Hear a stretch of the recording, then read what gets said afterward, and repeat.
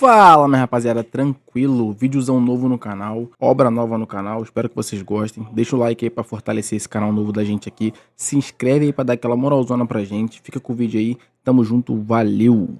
Esta história começa com um homem de cabelos prateados puxando o gatilho. Um senhor de meia idade, gorducho, levou o tiro direto no peito. Seus homens gritaram, chamando-o de Boss Cow, enquanto ele caía no chão. Um dos guardas imediatamente revidou. O homem de cabelos prateados foi atingido por várias balas que perfuraram seu torso. Enquanto jazia em uma poça de sangue que só aumentava, um pensamento cruzou sua mente. A regra mais justa do mundo é que todos têm apenas uma vida. Tal viveu anos de glória. Ainda assim, no fim, morreu pelas mãos de alguém que um dia considerou um ninguém. E não importava quanta riqueza ele possuísse, mesmo uma fortuna capaz de rivalizar com nações, nada disso poderia salvá-lo agora. À beira da morte, o homem de cabelos prateados sentiu um alívio amargo. Pelo menos, ele finalmente havia vingado seus pais. Ainda assim, o destino realmente era cruel. Tirou quase tudo dele. Antes de seus olhos finalmente se fecharem, um pensamento continuava ecoando em sua mente. Ele se recusava a desistir. De repente, seus olhos se abriram bruscamente. Ele estava deitado em sua cama, como alguém que acabou de acordar de um pesadelo. Ele ficou atordoado, porque em sua memória havia acabado de ser morto pelos guarda-costas de Caucho. Quando olhou ao redor,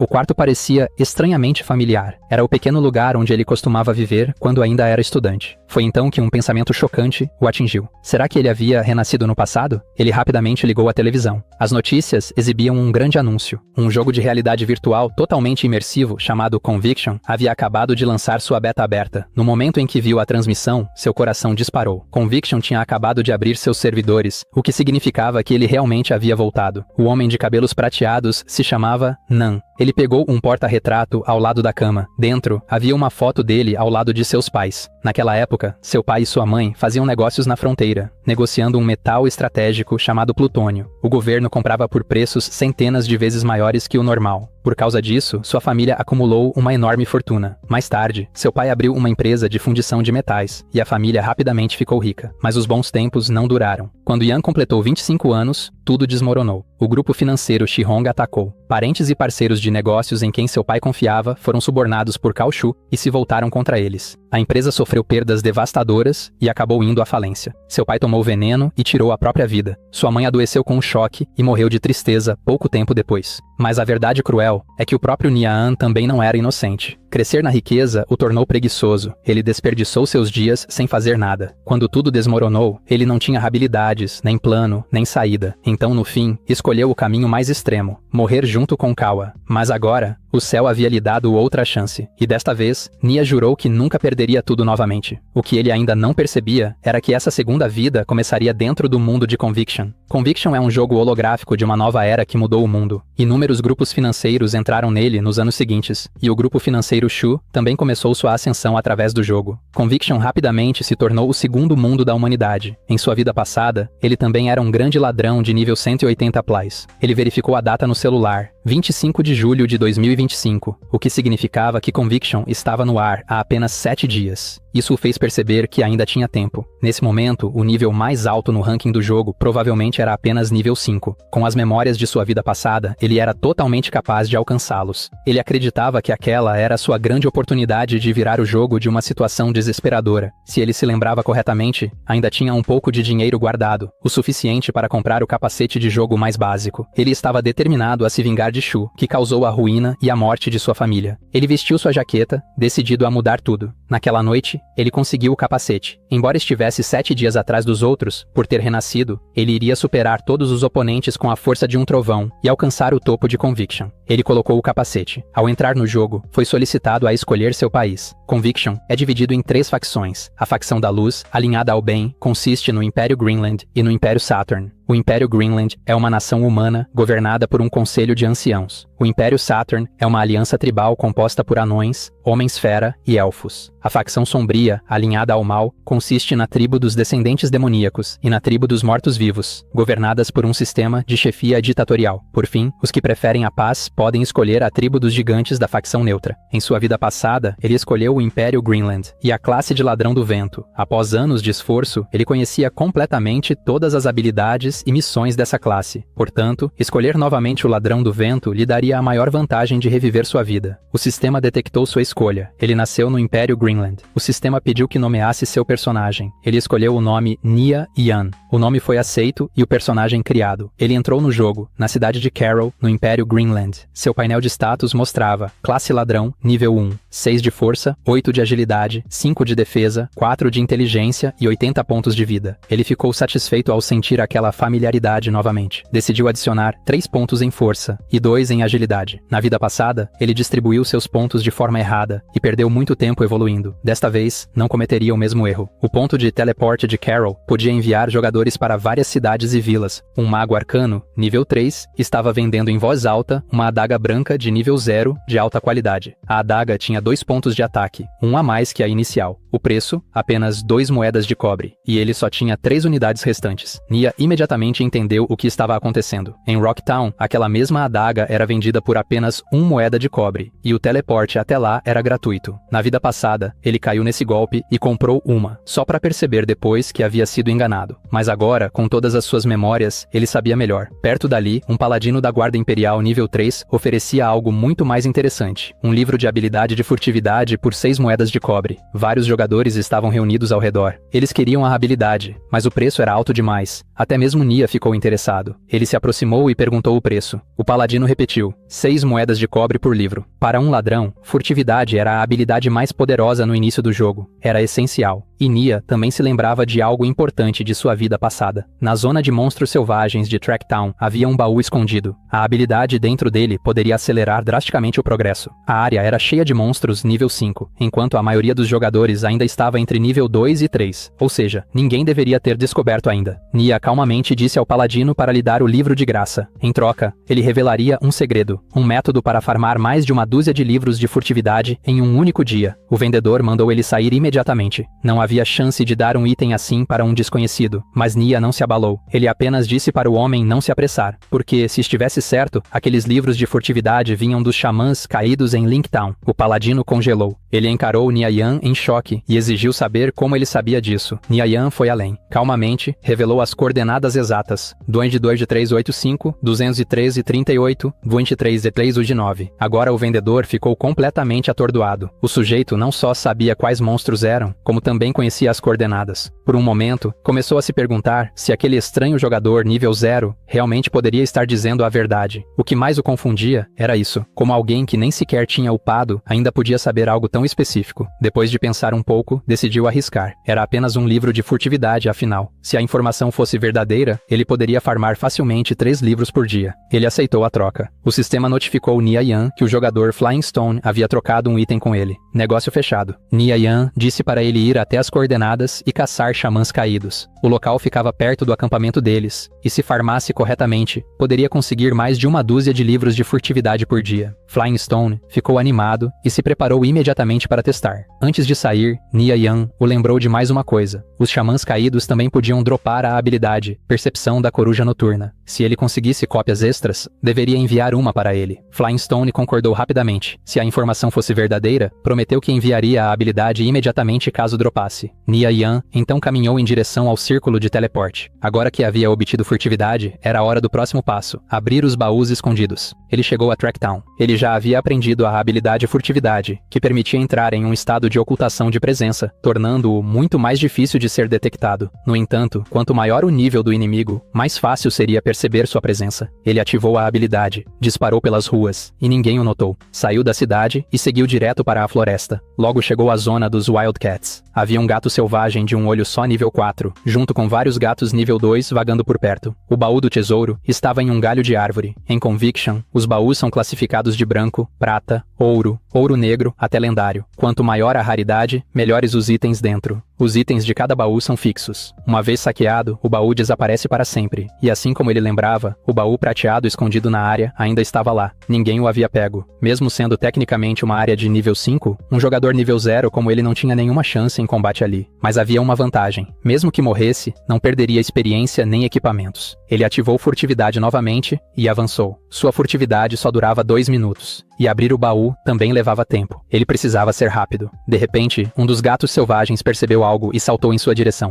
Ele não podia se aproximar demais. Se fizesse isso, seria detectado imediatamente. Ele deu um mortal rápido, desviando por pouco do ataque, e pousou suavemente no chão. Sem perder tempo, saltou até o galho e começou a abrir o baú. Forçou-se a manter a calma. A furtividade poderia acabar a qualquer momento. O baú foi se abrindo lentamente. 27 segundos se passaram. Finalmente, abriu. Nia soltou um pequeno suspiro de alívio. Esse era o primeiro passo de seu caminho perfeito de evolução. Dentro do baú, havia um livro de habilidade. Golpe Vital. Uma habilidade poderosa que atingia pontos vitais do inimigo, causando dano extra letal. O efeito era simples, mas mortal. Ao atingir um ponto vital, causava 150% de dano. Tempo de recarga, 30 segundos. No entanto, a habilidade era restrita a apenas 3 classes: Ladrão, Guerreiro e Paladino. Ian confirmou que o conteúdo do baú era realmente golpe vital. Era uma habilidade de alto nível para ladrões que podia ser aprendida desde o nível 0. Com essa habilidade, a dificuldade de evolução no início do jogo seria reduzida pela metade. Ele aprendeu golpe vital. Logo depois, o efeito de furtividade acabou. Ele saltou do galho e cumprimentou os gatos selvagens, até agradecendo por terem guardado o baú para ele. Em Conviction, morrer normalmente significava perder experiência e equipamentos, mas ele ainda era nível 0 e usava apenas o equipamento inicial, então não havia grande prejuízo.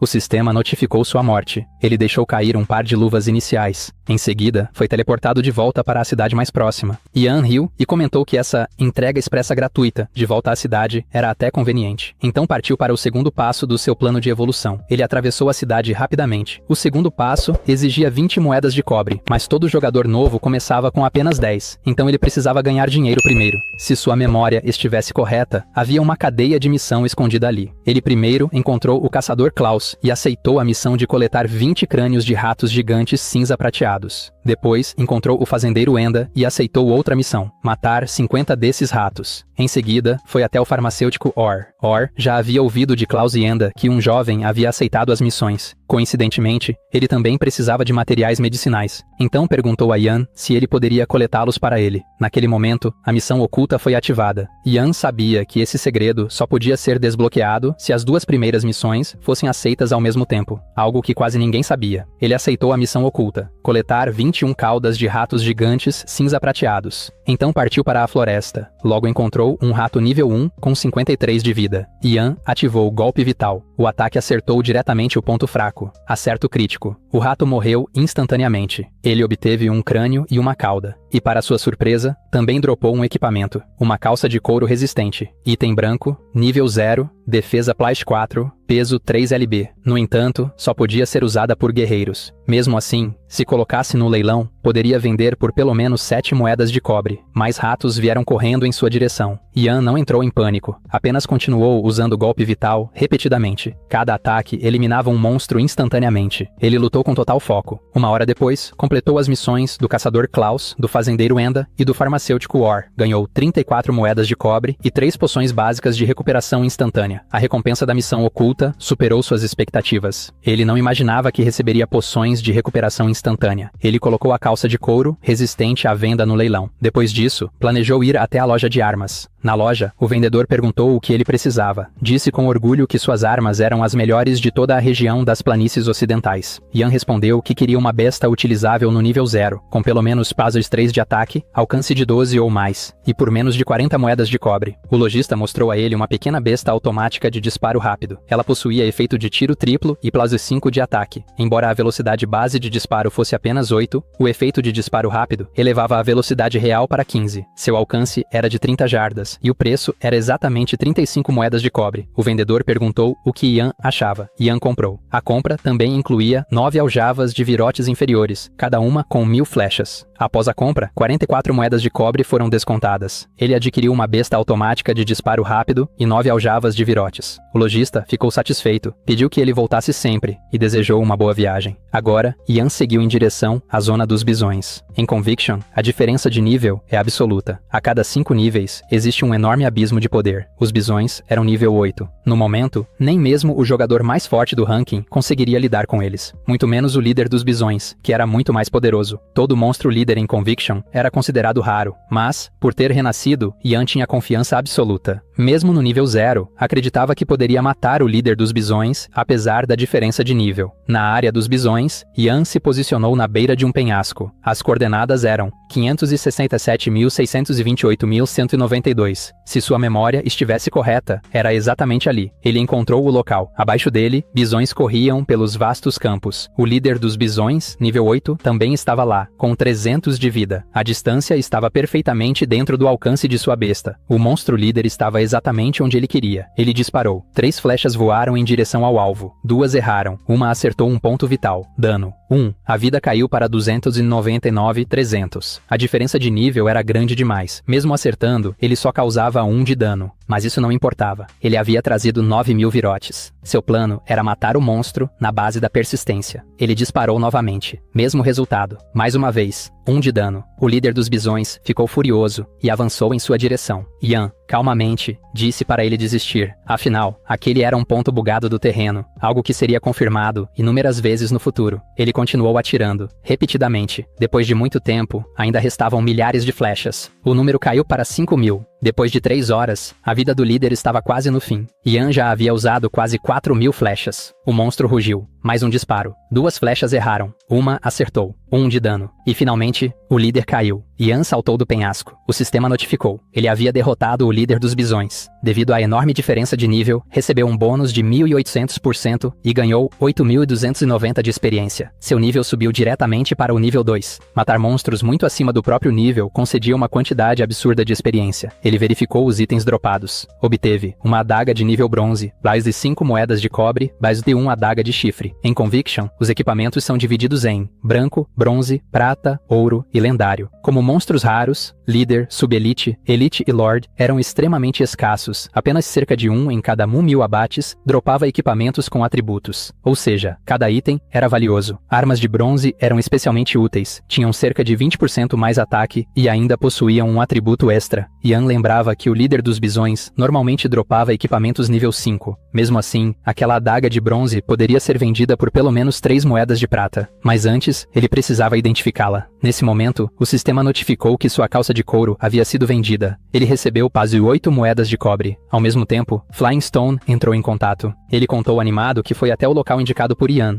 E funcionou. Já havia farmado 2 livros de furtividade e sua velocidade de evolução dobrou. Por isso, achava que Yan havia saído no prejuízo. Afinal, deu apenas um livro em troca de uma informação muito mais valiosa. Yan disse para ele não se preocupar com isso. Apenas lembrou. Se a habilidade percepção da coruja noturna dropasse, deveria enviar uma cópia. Flying Stone concordou, mas ainda estava curioso. Como alguém nível 0 sabia de tudo aquilo? Yan respondeu casualmente que já havia jogado antes em outra conta, deletou e começou de novo como ladrão. Flying Stone acreditou imediatamente. Até assumiu que seu personagem anterior devia ser de alto nível, talvez até alguém do topo do ranking. Então fez outra pergunta. Yan já havia completado a dungeon do acampamento dos xamãs caídos? O time dele tentou várias vezes, mas sempre era eliminado completamente. Quase perderam todo o equipamento e experiência. Yan respondeu calmamente que podia fornecer um guia completo. Preço: 2 moedas de prata, sem negociação. Flying Stone ficou chocado. Mesmo assim, confiou nele. Disse que iria falar com o capitão do time. Após encerrar, Yan voltou sua atenção para a adaga. Era hora de identificá-la. Ele voltou para Tracktown e foi direto ao avaliador. A elfa avaliadora perguntou qual item ele queria identificar. Ele disse: uma adaga. Ela informou que o custo era 10 moedas de cobre. Yan estranhou um pouco. Normalmente era cerca de 5% do valor do item. Mesmo assim, pagou. A avaliadora usou sua habilidade. Momentos depois, os atributos apareceram. Adaga de chifre, bronze, nível, 0 ataque, Plaise 18, força, Plaise 5, peso, 1 LB, uso restrito a ladrões, mas válido para qualquer facção. Até Yan ficou surpreso. Comparando com armas comuns, essa tinha quase 10 pontos a mais de ataque. Isso sozinho já o colocava em uma posição quase invencível no início do jogo. Agora ele tinha tudo. Uma boa arma, furtividade e golpe vital. Mas ainda faltava uma coisa: capacidade de combate prolongado. Como ladrão, jogadores costumavam escolher entre farmácia ou habilidades de bandagem. Poções e elixires eram extremamente úteis, mas caros. Para Yan, porém, ganhar Ganhar dinheiro não era problema. Ele poderia comprar poções depois. Por causa disso, aprender essa habilidade de bandagem de combate era mais adequado para ele. Em uma loja de remédios, ele comprou 2 poções básicas de respiração subaquática. Depois, priorizou aprender a habilidade de bandagem de combate. No Lago Rando, Ian passou por vários jogadores que estavam lutando contra monstros nas proximidades. No mundo aberto, disputas entre jogadores aconteciam o tempo todo. Situações como o roubo de abates frequentemente levavam a brigas. Então ele se manteve cauteloso. Para chegar ao seu destino, ele precisava passar pela Vila dos Pescadores antes de entrar no Lago Rando. Limpar aquela área normalmente exigia pelo menos 1000 jogadores. No momento, a única forma de atravessar era usando furtividade. Então, de repente, um anúncio do sistema apareceu. A Guilda Retorno Vitorioso anunciou que limparia a área em 3 minutos. Todos os jogadores próximos à Vila dos Pescadores deveriam sair voluntariamente.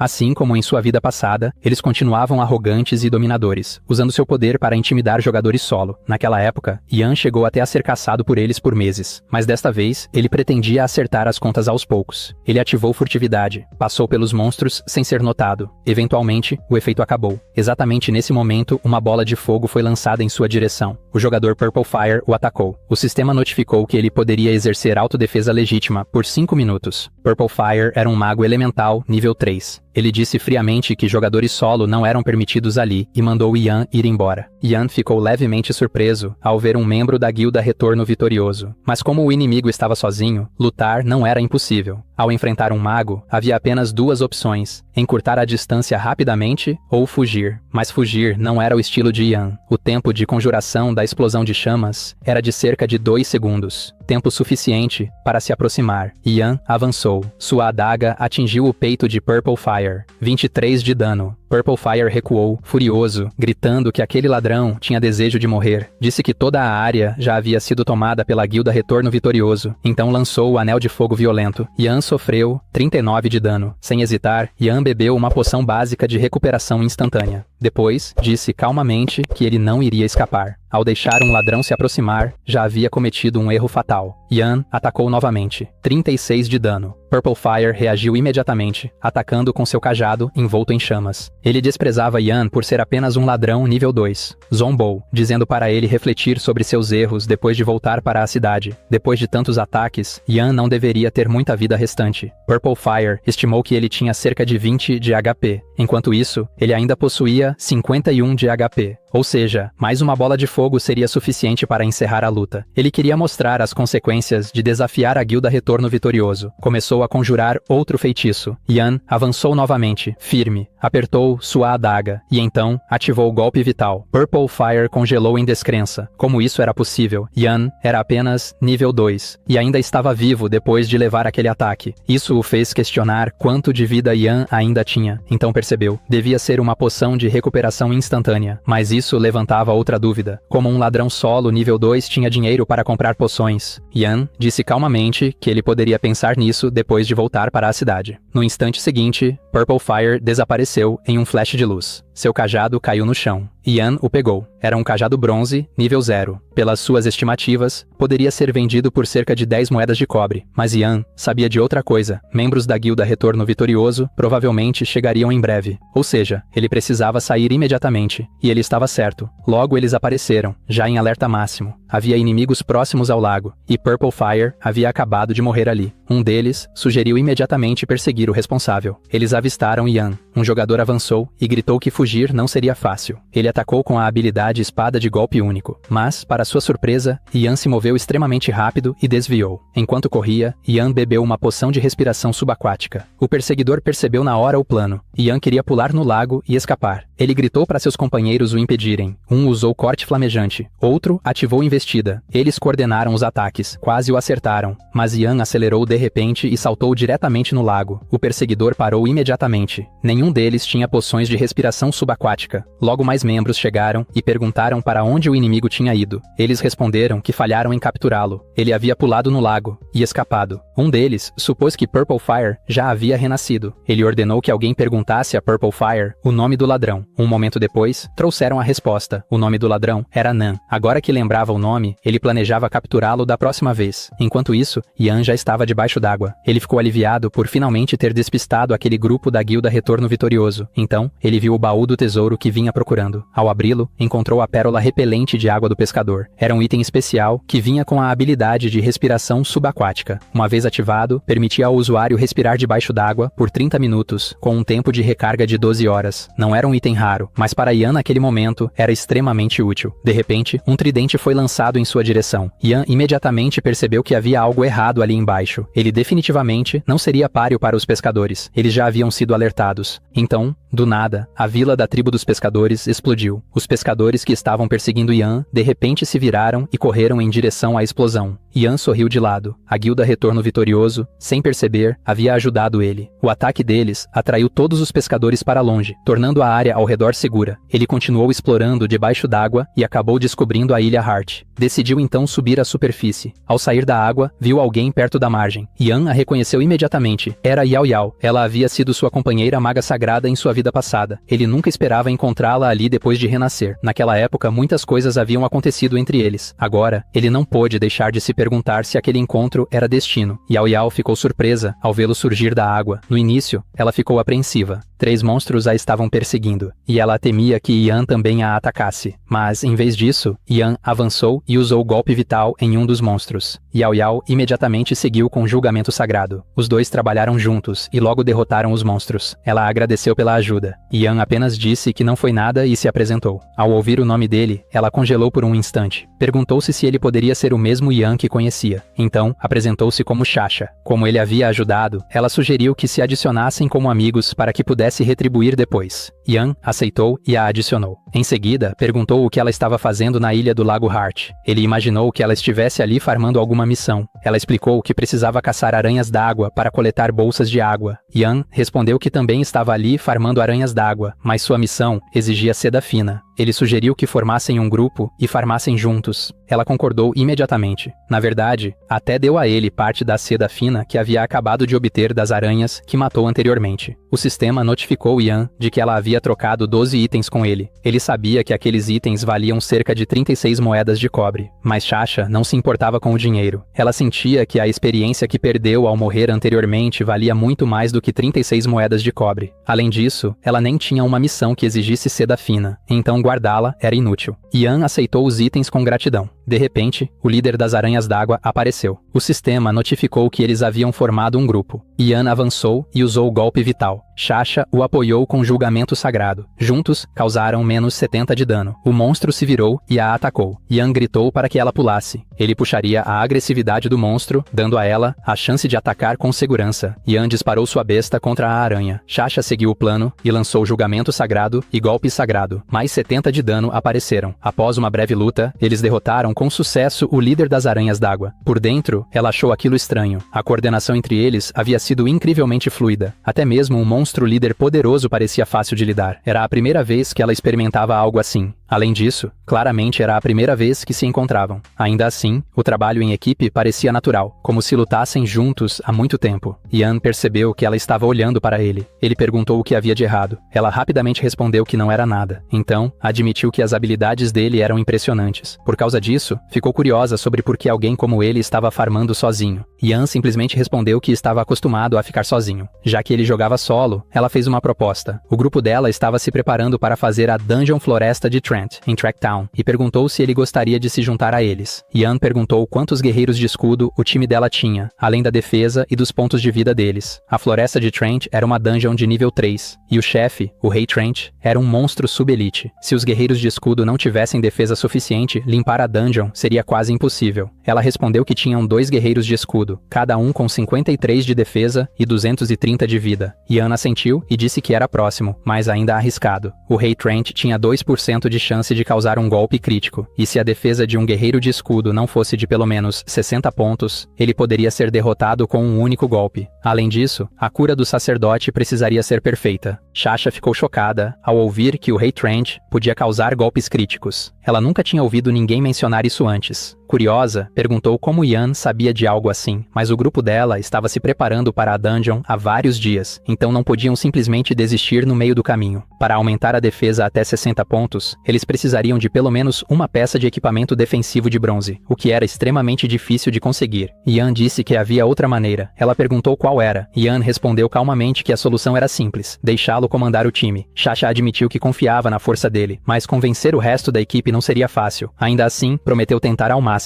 Depois disso, Yan decidiu verificar o que o chefe havia dropado. Quando o item apareceu, Sasha ajudou a identificá-lo. Yan ficou surpreso ao ver que ela já havia aprendido a habilidade de identificação. O item era uma manopla de seda fina, grau bronze, utilizável a partir do nível 0. Ela concedia Paizo de 2 de defesa, Paizo e 3 de magia e pesava 1 libra. Podia ser usada por magos de qualquer facção. Era claramente um item perfeito para ela. Então, Yan a entregou. Ela ficou surpresa e perguntou: "E você?" Yan mostrou os itens que havia guardado. Um era um pedaço raro de seda fina, dropado pelo chefe, e o outro era um livro de habilidade de ladrão chamado Assassinar. Ele disse que ficaria apenas com aqueles dois. Ela sorriu e disse que era justo. Afinal, ele ainda tinha conseguido um bom loot. Assim, aceitou feliz as manoplas de seda fina. Nesse momento, o sistema anunciou que o servidor do jogo seria encerrado em 3 minutos e recomendou que todos os jogadores se desconectassem. Como o servidor estava fechando, Sasha disse que se encontrariam novamente da próxima vez. Yan acenou em despedida. Então, ele também saiu do jogo. Por enquanto, sua jornada de evolução em Conviction havia chegado ao fim. De volta à realidade, o garoto tirou o capacete. Já era manhã do segundo dia. Embora seu progresso no jogo tivesse sido pausado, ele sabia que seu corpo real também precisava ficar mais forte. Cao Shu certamente teria muitos guarda-costas ao seu redor no futuro. Yan não podia se dar ao luxo de continuar fraco e passivo, então saiu de casa, e quase foi atropelado por um caminhão. Ele caiu para trás no chão. Alguém próximo correu até ele e perguntou se estava bem.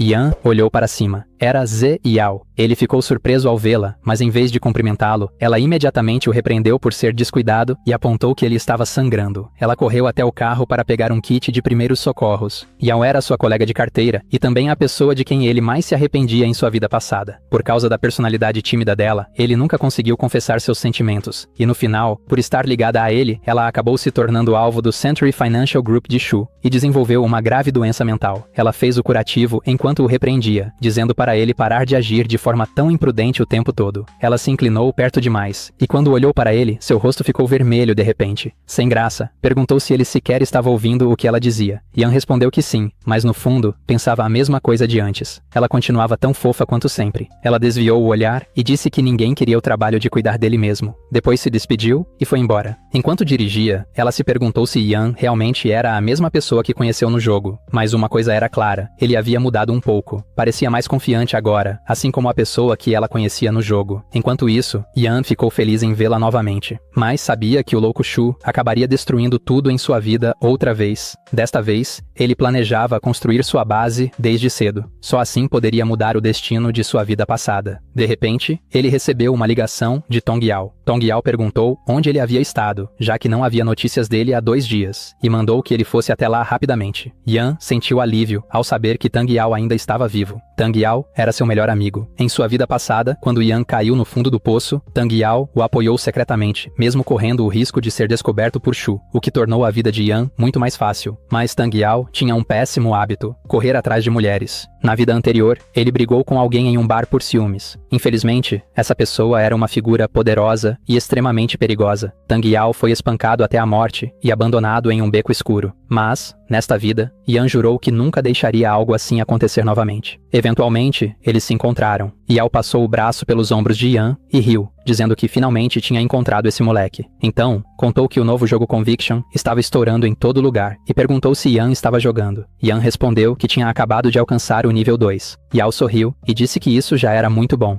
Em seguida, arrastou Yan para o bar de PK e se gabou de ser um mago arcano nível 3. O bar de PK era basicamente um clube de entretenimento gamer. Os jogadores podiam entrar com seus próprios personagens e lutar uns contra os outros em combates PVP. Mas, diferente do jogo jogo real, essas lutas não afetavam a progressão. Ainda assim, como eram combates entre jogadores, apostas eram inevitáveis. A maioria das apostas envolvia equipamentos do jogo, às vezes dinheiro. E Yao adorava apostar, mesmo perdendo quase sempre. Wei Kai avistou Yao e imediatamente riu, perguntando se ele tinha vindo doar mais dinheiro. Yao bufou e disse que ainda não sabiam quem iria pagar. Então, Kai percebeu Yan ao lado dele, sorriu de forma provocativa e perguntou se a surra da última vez não tinha sido suficiente. Yao deu um tapinha no ombro de Yan e disse com confiança que, enquanto Yan estivesse com ele, aqueles caras não ousariam fazer nada. Kai estreitou os olhos. Yan parecia estranhamente calmo hoje. Ele se perguntou o que havia acontecido para esse cara ficar tão ousado de repente. Yan disse para pararem de perder tempo e irem direto ao ponto. Ele colocou uma aposta de 200 por rodada. Kai aceitou imediatamente e colocou o capacete. A luta começou. Yao, um mago arcano nível 3, contra Kai, um berserker nível 3. Yan percebeu na hora que o resultado não seria bom. Um berserker nível 3 já havia aprendido investida, o que era uma péssima notícia para um mago arcano. Além disso, o terreno era completamente plano. Sem obstáculos, desviar era quase impossível para um mago frágil. Na mente de Yan, Yao certamente perderia. Alguém próximo falou com Yan e disse para ele nem se dar ao trabalho de assistir. Yao claramente estava prestes a perder. Em vez disso, sugeriu que Yan jogasse uma partida com ele. Yan concordou, mas apenas por uma rodada, e deixou claro que não estava interessado se a aposta fosse muito baixa. O homem franziu a testa, claramente irritado. Disse para Yan parar de agir com tanta arrogância. Então declarou que lhe daria uma lição e se gabou de ter 700 com ele, sugerindo que jogassem uma partida. Assim, a luta foi definida. Yan, um ladrão do vento nível 2, contra Xiong, um arqueiro nível 2. Eles entraram no campo de batalha. Era uma floresta de bambu. No momento em que a partida começou, ambos ativaram furtividade. Assim, os dois desapareceram. Xiong subiu silenciosamente em um galho de bambu. Murmurou que Yan tinha sido arrogante demais, então faria ele pagar por isso. Mas, por mais que procurasse com cuidado, não conseguia encontrar onde aquele garoto estava escondido. O que ele não sabia era que Yan já havia previsto que ele tomaria a posição elevada. Com 10 anos de experiência como ladrão, esconder sua presença já era algo natural para ele. No instante seguinte, Yan apareceu bem atrás dele. Sua adaga brilhou. A lâmina perfurou diretamente o pescoço de Xiong, fazendo sua vida cair instantaneamente de 110 para 70. Xiong ficou completamente chocado. Ele não fazia ideia de quando Yan tinha aparecido atrás dele. Em pânico, tentou golpear para trás, mas Yan já havia recuado. Então, ele disse calmamente que a partida tinha acabado. Ele ativou o golpe vital e o número de dano apareceu. 70. Xiong morreu no jogo. Todos ao redor ficaram atônitos com a rapidez com que a luta terminou. Não conseguiam acreditar que ele havia perdido tão rápido. Para Yan, derrotar um arqueiro iniciante, nível 2, parecia mais bullying do que uma luta de verdade. Xiong ficou sentado, confuso, tentando entender o que tinha acabado de acontecer. Yan havia feito apenas alguns movimentos simples, mas acertou o ponto vital com perfeição. Foi uma eliminação limpa, em um único golpe. Ele não pôde deixar de se perguntar quando Yan se tornou tão decisivo. Afinal, aquele era o mesmo Yan que costumava ficar calado e engolir sua raiva. Era difícil imaginar alguém assim, executando um movimento daquele nível. Yan se virou para Yao e perguntou como tinha sido a luta dele. Yao suspirou e disse que perdeu 2 rodadas e 1.200. Reclamou que Kai havia aprendido a habilidade do Berserker Aura Anti-Magia, que contra-atacava completamente seu mago arcano. Yan balançou a cabeça e disse: a Aura Anti-Magia só reduz uma pequena quantidade de dano mágico. Não é tão assustadora quanto você pensa. Se você acertar o timing das habilidades, lutar contra um Berserker é bem simples. Yao admitiu que seu timing era péssimo. Todas as habilidades entraram em tempo de recarga, e no momento em que Kai encurtou a distância, ele foi morto instantaneamente.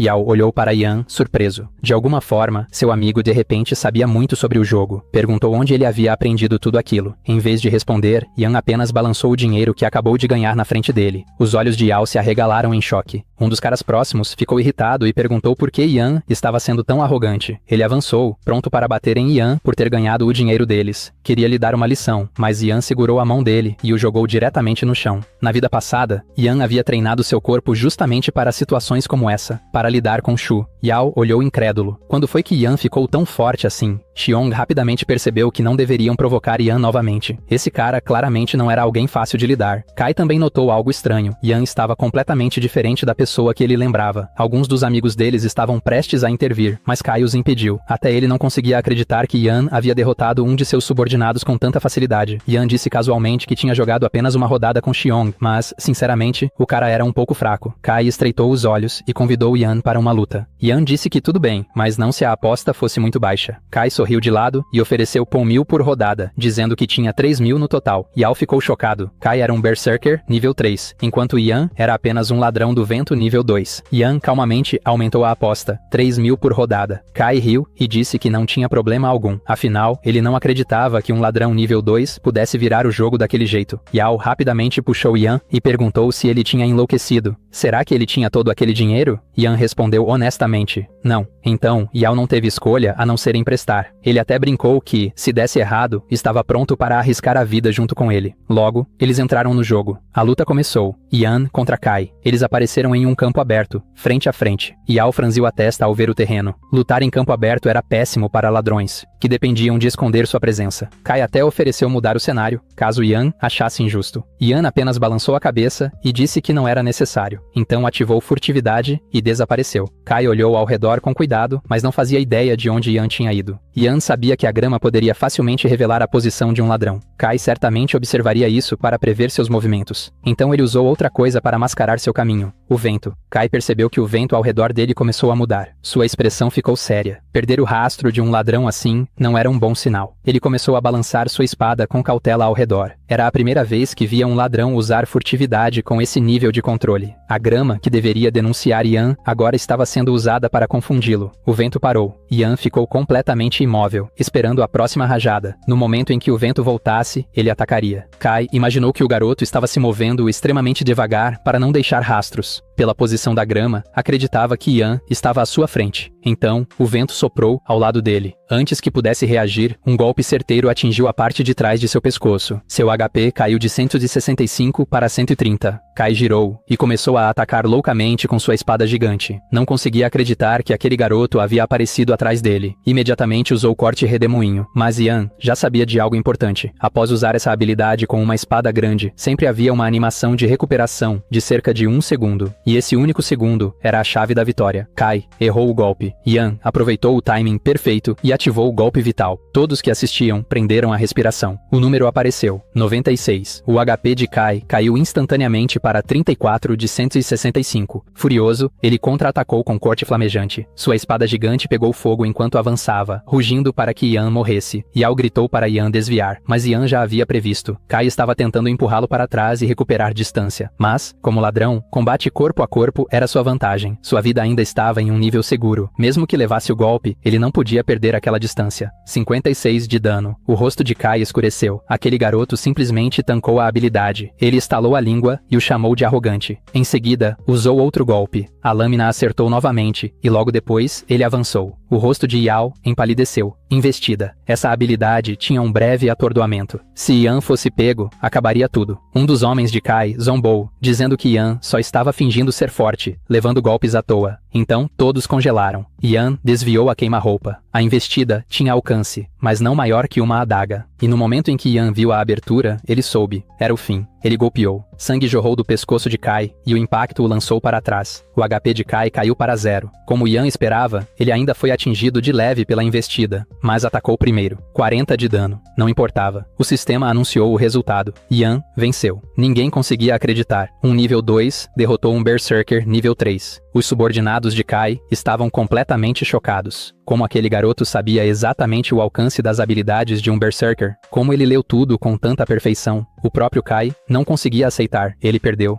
Yao correu até Yan, animado, exaltando sua vitória contra alguém de nível superior. Mas Yan apenas ignorou e disse que foi sorte. Yao não acreditou. Se fosse algo, aquilo só provava que Yan sabia demais sobre Conviction. Então pediu imediatamente que Yan o ensinasse a jogar de mago arcano. Yan concordou sem hesitar. Nesse momento, Kai e seu grupo se aproximaram. Yao ficou tenso, perguntando o que estava acontecendo, torcendo para que eles não voltassem atrás com a aposta, mas Kai simplesmente admitiu a derrota de forma limpa. Disse que se rendia e que, se tivessem tempo, poderiam passar no bar dele. Então eles foram embora. Um dos homens perguntou por que ele estava sendo tão educado com Yan. Kai respondeu: "Você não olha só para o presente, olha para o futuro. Aquele garoto mudou muito e pode crescer rápido. Melhor não fazer dele um inimigo. Yan disse a Yao que eles também deveriam ir. Ele tinha ganhado um bom dinheiro hoje, então iria pagar algo para ele. Quanto às aulas de mago arcano, resolveriam isso à noite, dentro do jogo. Anoiteceu. Yan começou a treinar. Seu corpo estava em ótima forma. Até ele precisava admitir que ter um corpo jovem assim era bom demais. Depois de terminar, era hora de entrar em Conviction. Como combinado, ele ainda precisava fazer a Dungeon da Floresta de Trent com o time da Sasha. Ele colocou o capacete e entrou no jogo. Assim que apareceu em Conviction, notificações surgiram imediatamente. O jogador Z havia enviado um pedido de amizade, e o jogador Flying Stone havia depositado uma moeda de prata no seu armazenamento, dizendo que a estratégia que Yan forneceu realmente funcionou. Eles já tinham limpado o acampamento do xamã caído, e o restante da moeda era para ele. Ele também perguntou se Yan tinha um guia para o pântano lamacento de Algat, pois precisava urgentemente. Yan aceitou o pedido de Z, já que era o Yao, e como já estavam ali, decidiu levá-lo junto para a Dungeon da Floresta de Trent. Quanto ao guia do pântano de Algat, ele não podia ficar vendendo estratégias sem parar. Isso levantaria suspeitas. Melhor esperar eles falharem algumas vezes e depois vender por um preço mais alto. Depois de resolver isso, Yan voltou sua atenção para outra coisa. Uma missão oculta próxima. Ele viu um homem pescando. Ao se aproximar, reconheceu o médico Blevins. Assim que chegou perto, a missão oculta foi ativada. Blevins perguntou quantas sedas finas ele havia coletado. Yan entregou 30. Blevins agradeceu pela generosidade. Como recompensa, devolveu 30 peças de seda e ofereceu ensinar uma habilidade. O sistema exibiu a opção: aprender bandagem de combate intermediária. Era exatamente o que Yan queria. Ele aceitou. Com a bandagem de combate intermediária, ele poderia criar e usar bandagens melhores. Cada uma custava 10 sedas e restaurava 20 de HP. A conjuração levava 10 segundos, mas podia ser interrompida após 3. Também podia ser usada em aliados. Com isso, a missão oculta Comissão do Médico Blevins estava 20% concluída. Yan franziu a testa. Apenas 20%. Ele pensou que entregar as sedas finalizaria a missão. Então percebeu. Provavelmente era uma missão em cadeia. Blevins confirmou. 30 sedas não eram suficientes. Ele precisava de mais. Pediu que Yan coletasse mais seda fina. Nesse momento, surgiu uma mensagem. Sasha. Ela disse que o time estava pronto e pediu que ele se apressasse. Yan respondeu que estava a caminho. Quanto à missão em cadeia e liderar o time da Sasha pela Floresta de Trent, ambos exigiam precisão. Então, antes de tudo, ele decidiu farmar a joia de queda leve dentro da floresta. No ponto de teleporte de Tracktown, Z já estava esperando. Yan havia prometido carregá-lo na dungeon, e ele já estava começando a se perguntar onde ele estava. Nesse momento, Yan apareceu. Disse para Z segui-lo. Ele o levaria para farmar o Rei Trent. Logo depois, outro grupo chegou. Sasha acenou para Yan. Ao lado dela, estava Yulan. Os olhos de Z brilharam ao vê-las. Duas garotas bonitas. Nada mal. Ele cutucou Yan, perguntando quando ele tinha conhecido elas. Sasha interrompeu, dizendo que teve muito trabalho para convencer Yulan a participar. Então, Yan não podia fazer eles passarem vergonha. Chenbo, um ladrão do vento, não parecia nada satisfeito. Yulan cumprimentou Yan. Perguntou se ele era o ladrão do vento que Sasha havia mencionado. Aquele que poderia liderá-los pela Floresta de Trent. Na mente dela, ela o avaliava. Calmo, firme, sem pressa. Tinha o ar de alguém experiente. Yan respondeu de forma simples. Ele estava 100% confiante em completar a dungeon. Mas, antes de começar, queria deixar uma coisa clara. Ele seria o líder do grupo, e todos deveriam seguir suas ordens. O grupo não gostou disso. Chenbo questionou imediatamente. Por que deveriam ouvir ele? E se ele não soubesse de nada e acabasse fazendo todos morrerem? Sasha o repreendeu, lembrando que já tinham concordado com isso antes. Perguntou que tipo de atitude era aquela agora. Chenbo não conseguia acreditar que ela estava defendendo um estranho.